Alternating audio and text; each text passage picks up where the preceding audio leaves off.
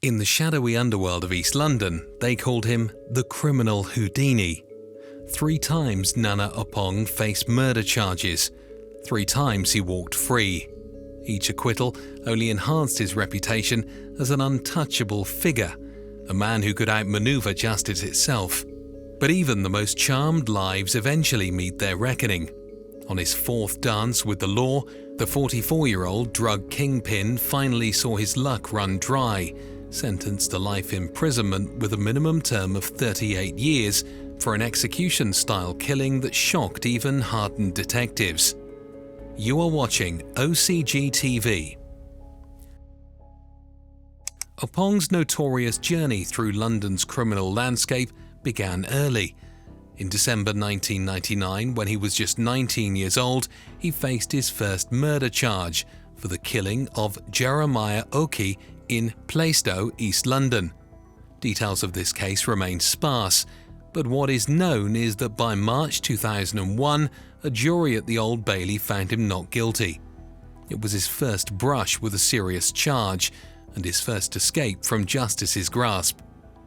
With this acquittal behind him, Oppong spent his 20s deepening his connections in London's criminal networks. Rather than using this second chance to reform, he immersed himself in drug dealing and occasionally worked as hired muscle. The patterns that would define his criminal career were already solidifying: violence, narrow escapes, and a growing reputation for invincibility. Oppong's 30th birthday celebration on May 28, 2010 should have been a milestone. Instead, it became a bloodbath that would once again see him in the dock facing murder charges. He had booked the Sugar Lounge nightclub in Forest Gate for an all-night party that attracted various armed groups from East London's gang scene. As court reporter Paul Cheston memorably described it, the quiet suburban street was transformed into a scene from a Quentin Tarantino film. Around 6:30 a.m., as dawn broke and revelers prepared to leave, a guest named Eugene Brown fired 4 shots into the ceiling. Chaos erupted. In the ensuing melee, Brown and another man, Patrick Ford, were chased from the club and shot dead. Prosecutors alleged that Oppong and his associate, 37-year-old Michael Smith, were the killers. The violence didn't end there. Kevin Powell, a friend of the victims, pursued Smith, distinctively dressed in a white suit, and shot him after he fell near a bus stop. Smith survived, and Oppong claimed to have found him bleeding in the street. In a statement that perhaps revealed more than he intended, Oppong told the court, "I'm not the devil, I saved someone's life in it." It was an odd choice of words for a man who presented himself as simply a good Samaritan. Smith was eventually convicted of the double murder and sentenced to 34 years. Kevin Powell received the same sentence for attempted murder, but once again, Oppong slipped through the net. After 2 trials where juries couldn't reach a verdict, prosecutors decided to cut their losses rather than pursue a 3rd trial. Instead of a life sentence, Oppong served just 2 years for perverting the course of justice. Within 2 years of his release, Oppong found himself facing another murder charge. This time, the violence unfolded at the Beaver Centre in Dagenham during another early morning party. At around 5:35 a.m., 25-year-old Ashley Latty was set upon by a group of men who kicked, punched and repeatedly stabbed him. In April 2015, 2 of Oppong's associates, Nicholas Terrelong and Tyler Burton, both 28, were convicted of Latty's murder and sentenced to life imprisonment. But in what became a pattern, Oppong himself was acquitted of murder. Instead, he received a 4-year sentence for attempting to commit grievous bodily harm, a relative slap on the wrist considering the violence that had occurred. By now, Oppong's remarkable ability to evade murder convictions was cementing his reputation. 3 strikes, and he still remained at liberty. In criminal circles, this pattern earned him the nickname of Teflon Dawn, a reference to the notorious American gangster John Gotti, who similarly seemed immune to conviction until his luck finally ran out. Released in 2017, Oppong immediately returned to what he knew best: drug dealing. He had established connections with prominent criminal figures, including gangster Carl "Dread" Robinson and East London businessman David Hunt. Even the COVID-19 pandemic, which began shuttering businesses in March 2020, didn't hinder his cocaine operation. During this period, Oppong utilized 2 phones on the EncroChat encrypted network, a sophisticated communication system favored by high-level criminals across Europe that promised complete security. What users like Oppong didn't know was that French police had managed to hack into EncroChat's server in Roubaix, northern France, and were monitoring thousands of messages. The timing of what happened next represents one of the most extraordinary coincidences in recent criminal history. On June 13, 2020, EncroChat sent an emergency message to all its users. Today we had our domain seized illegally by government entities. They repurposed our domain to launch an attack to compromise the carbon units. You are advised to power off and physically dispose of your device immediately.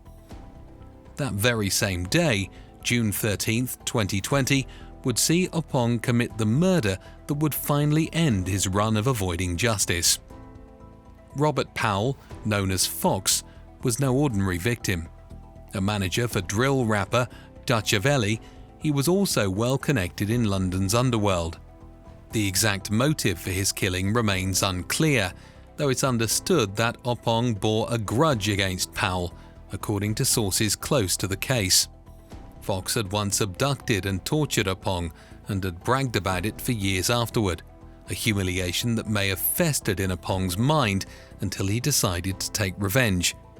This has never been confirmed. The murder was meticulously planned. Oppong's co-defendant, Isra Shah, parked his Toyota Prius outside a party venue, deliberately choosing a vehicle that partygoers would mistake for a minicab, waiting for fares. From this position, Shah could monitor the exit and alert Oppong when Fox emerged.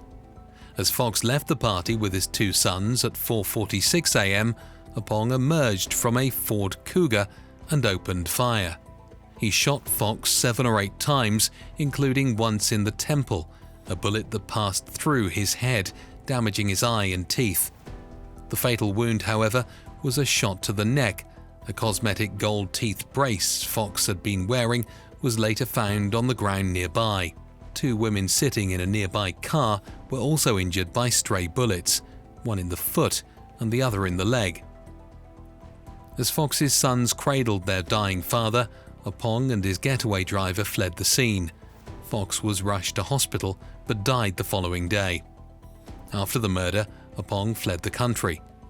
In September 2022, more than 2 years after the killing, he was finally captured in the back of a lorry trying to enter Morocco, carrying a fake Maltese passport. He was extradited to the UK in June 2023 to face justice. At his trial at Woolwich Crown Court, Oppong presented himself as a respectable figure, wearing glasses and smartly dressed in a crisp white shirt and dark tie. He appeared calm and collected under cross-examination. His defense was clever. He claimed he had fled abroad, not because of Fox's murder, but because the EncroChat hack had exposed his drug-dealing operation. The timing matched perfectly. Both events occurred on June 13, 2020, making his explanation plausible enough to create reasonable doubt. Oppong claimed that on the night of the murder, he had attended a party in Redbridge, then tried to visit his girlfriend, Monica Holder, who refused to let him in. According to his testimony, he returned to his luxury apartment in Admiralty House, Wapping, around 4 a.m., an alibi that would place him far from the murder scene. But the prosecutor methodically dismantled Oppong's story. Records showed Oppong's key fob wasn't used to enter his building until 8:14 a.m., hours after he claimed to have returned. When confronted with this discrepancy, Oppong quickly replied that his flatmate had let him in, a convenient explanation that the jury ultimately didn't buy. The prosecution also presented evidence that one of Oppong's associates, Trevor Hamilton, had been sending him screenshots of Fox's Instagram posts in the days leading up to the murder. When questioned about this, Oppong appeared to insinuate that Hamilton might have been the actual killer, prompting the KC to accuse him of tailoring his story to fit the evidence. Throughout the trial, Oppong's romantic entanglements became a focal point. When questioned about his relationship with Monica Holder, whom he seemed obsessed with in messages, Oppong delivered one of the trial's most memorable lines. "I told Monica I loved her. I told Rakisha I loved her. I told Carla I loved her. I told Erica I loved her." Despite his nimble responses and carefully constructed alibi, the evidence against Oppong was overwhelming. The EncroChat messages, burner phones, and cell site evidence all placed him at the scene. After deliberation, the jury unanimously convicted him on all counts. In May 2024, Oppong's remarkable run of escaping justice finally ended. Judge Joel Benethan, KC, sentenced him to life imprisonment with a minimum term of 38 years. In his sentencing remarks, Justice Benethan didn't mince words. "Nana Oppong, from all I have seen of you and heard about you, you are an extraordinarily dangerous man." The judge also referenced Oppong's involvement in previous fatal incidents. "Neither of those histories mean you were responsible for those deaths, but both your convictions show you associating with groups who kill people, and both show you playing some sort of role in those events." The investigation isn't fully closed. Tempetop Adeyinka, another alleged accomplice in the murder, was recently extradited from Spain and faces trial soon. Sources close to the prison system suggest Oppong may face difficulties behind bars, having made numerous enemies throughout his criminal career. The prison service might send him to high-security facilities like HMP Full Sutton or HMP Frankland to keep him isolated from those who might seek revenge. The earliest Oppong could possibly be released is October 8, 2060, when he would be 80 years old. From Teflon Dawn to life prisoner, his fall has been as dramatic as his rise. After dodging justice 3 times, Nana Oppong's luck finally ran out when he chanced his arm once too often. The man who once boasted, "I'm not the devil," will now have decades behind bars to contemplate the lives he destroyed and the path he chose.